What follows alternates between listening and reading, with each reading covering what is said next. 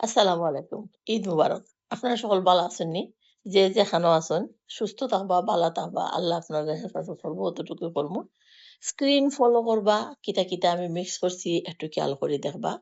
যখন মিক্স করমু যত্ন সহকারে করবা। যেকোনো রান্না যত্ন সহকারে করবা। আজকে এমন একটা রেসিপি করছি, এটা ঈদের আগে দিলে রমজান মাসে ভালো হইতো। যাই হোক রেসিপি তো রেসিপি। এটা পরেও আপনারা এটা কইরা নিতে পারেন।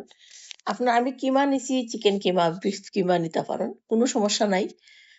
আলু সিদ্ধ দিয়া এখানে মিক্স করা হইছে। আর যদি ডিম সিদ্ধ দিয়া সেম কিমার জাগাত আ এটা মিক্স কইরা এলাখান কাবাবের মতো বানাইন, ওইটাও মজা লাগবো। সেখানেও একটু আটালো দরকার। কারণ সব তো দেখরা জর্জর হয়ে গেছে। এর লাগি একটু ডিম নিলাম।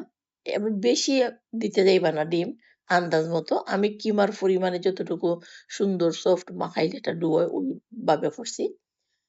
তারপরে আমরা কাবাব যে শেইফে খাই, একটু বড় সাইজের কাবাব শেষ করে শেইফে নিমু। ধনিয়া পাতা অবশ্যই দিবা। যদি আমার মানে টেস্ট বালা লাগে ধনিয়া পাতা দিই সবসময়।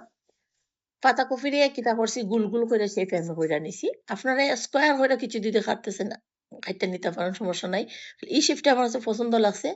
তো স্ক্রিনও দেখরা ১ম এ মিক্সের যে কাবাব এটা দিছি, মাঝখানেও দিছি ডিমের একটা পিস, তারপরে উপরে আরেকটা দিছি। উপরে আরেক পিস অ্যা পাতাকপি দিয়া এটা সুন্দর দেখো এত সুন্দর একটা শেফের কাবাব বানাইয়া নিছি।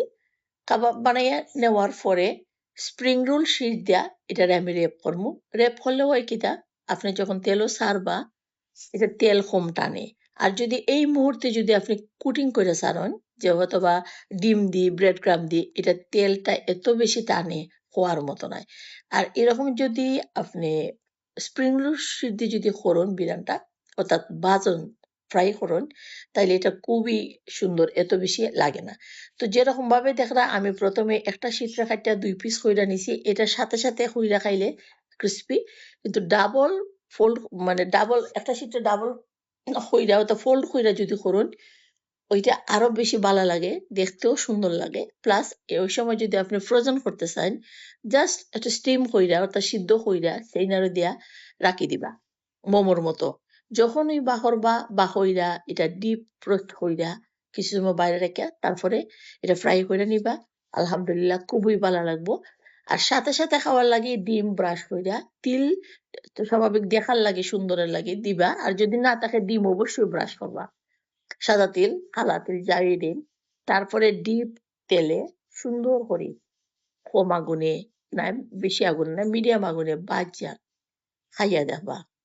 খুবই মজাদার। আর ওই যে কইলাম যারা চাইন না ডিম কিমা খাইতা, তারা ডিম দিয়ে করবা অথবা শুধু আলু দিয়েও করবা। খাইয়া দেখবা। আলহামদুলিল্লাহ সকল ভালো থাকবা।